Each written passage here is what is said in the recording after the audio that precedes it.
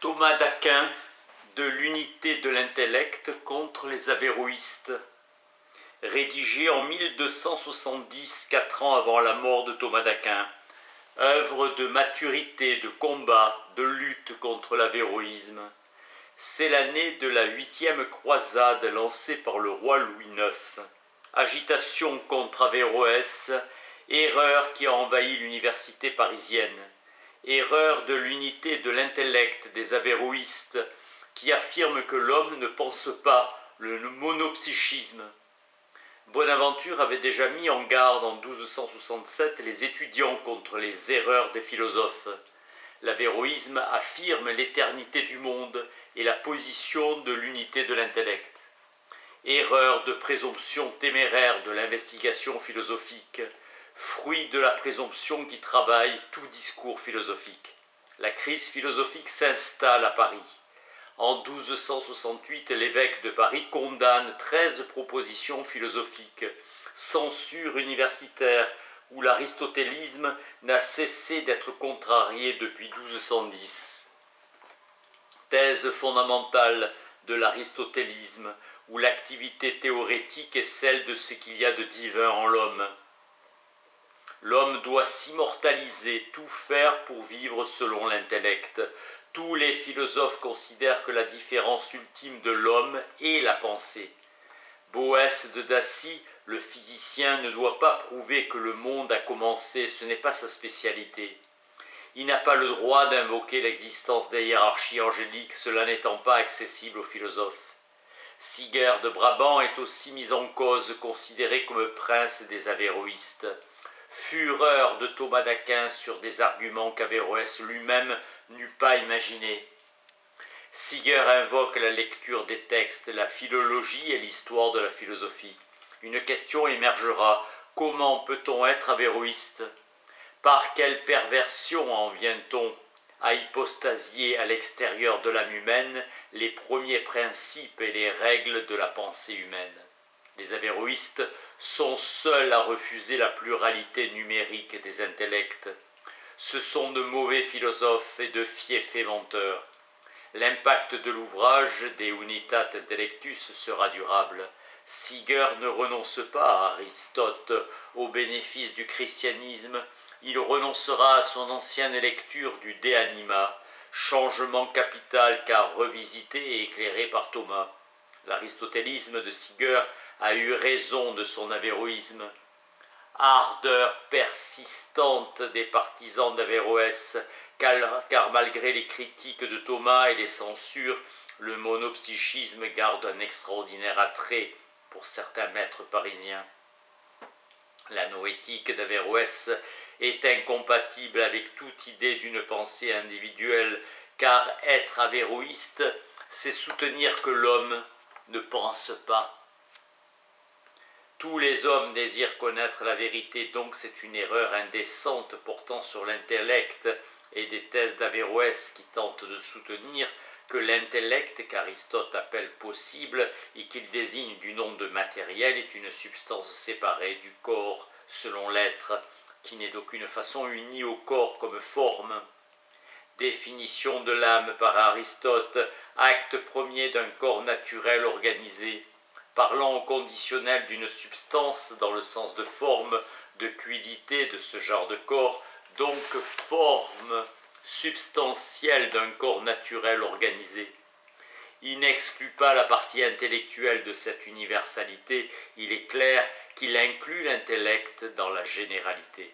En présence de l'âme, le corps vit en acte comme un mobile se meut en acte en présence d'un moteur. Platon soutient qu'il y a différentes âmes en l'homme qui le rendent capable de diverses opérations de la vie. Aristote, se demandant si chacune de ces facultés est celle une âme par soi, est-elle une âme par soi de la vie?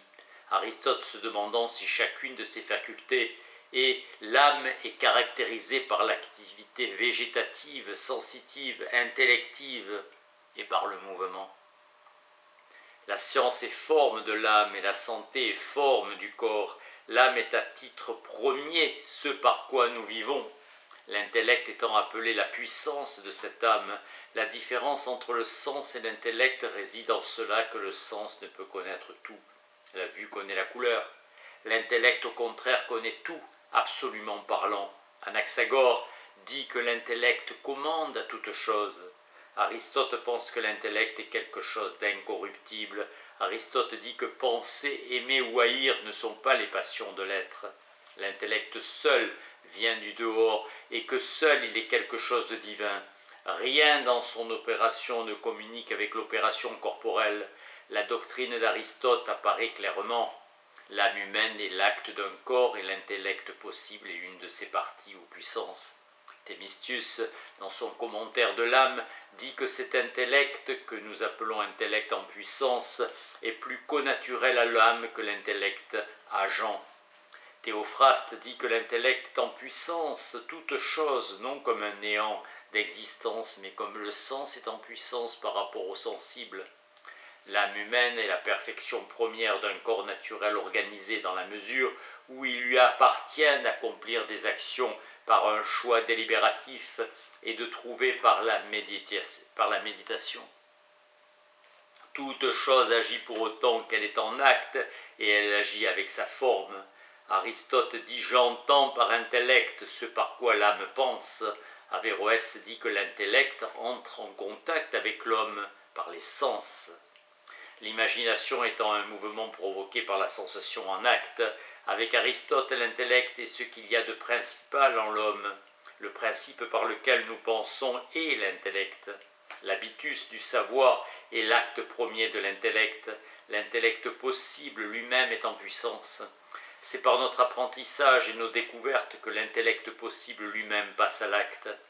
Selon l'opinion d'Aristote, il y a toujours eu des hommes, et on doit en déduire qu'il n'y a pas eu de premier homme pensant. Séparée du corps, l'âme humaine n'a pas l'ultime perfection de sa nature, car elle est une partie de la nature humaine. Nulle partie n'a de perfection complète si elle est séparée du tout. La fin de l'âme humaine n'est pas de mouvoir le corps, c'est de penser ce en quoi réside sa félicité. Siguerre de Brabant ne partage pas l'avis de Thomas sur le contenu de l'œuvre d'Aristote.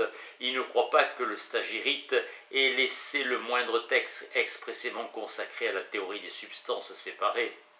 Le sperme contient une certaine puissance de l'âme issue du père biologique. Plus une forme est noble, plus son instrument est noble. La chaleur est le principe de la vie, celui du froid est mortifiant. Selon Thomas, l'avéroïste ne peut sans contradiction faire de l'espèce le vecteur de la jonction de l'âme avec l'intellect séparé. Le système d'Averroès ne peut expliquer que l'homme pense, mais seulement qu'il y a en lui des pensées, nuance de Thomas introduite par Aristote. Il ne revient pas au même de dire que l'homme est intellect et que l'homme est principalement intellect, car l'homme de bien aime plus que tout cette partie qui est en lui. L'homme de bien est suprêmement égoïste, l'homme vertueux a le devoir de s'aimer lui-même. Aristote affirme que toute réalité ayant par soi atteint le bien par excellence doit être considérée comme une fin. Thémistius admet que l'intellect actif est le constitutif formel du moi tout en dépendant d'un principe supérieur, éclairant et éclairé en même temps. L'intellect en acte et l'intelligible en acte ne font qu'un. L'intellect est l'âme de l'homme et sa forme. Un habitus est ce par quoi chacun opère dès qu'il le veut. La substance de l'intellect est unie au corps humain comme forme. L'imagination est un mouvement provoqué par la sensation en acte. Le penser et le vouloir sont des actions immanentes, demeurant dans l'agent lui-même au titre de perfection de cet agent. Penser, c'est subir une certaine passion. L'intellect possible de l'homme n'est pas une substance séparée. Impossible que l'intellect possible ait été réparé du corps selon l'être, séparé du corps selon l'être. La perfection de la nature humaine requiert que l'un et l'autre soient quelque chose dans l'homme. Cet ouvrage est majeur dans la philosophie occidentale, modèle d'exégèse et d'argumentation.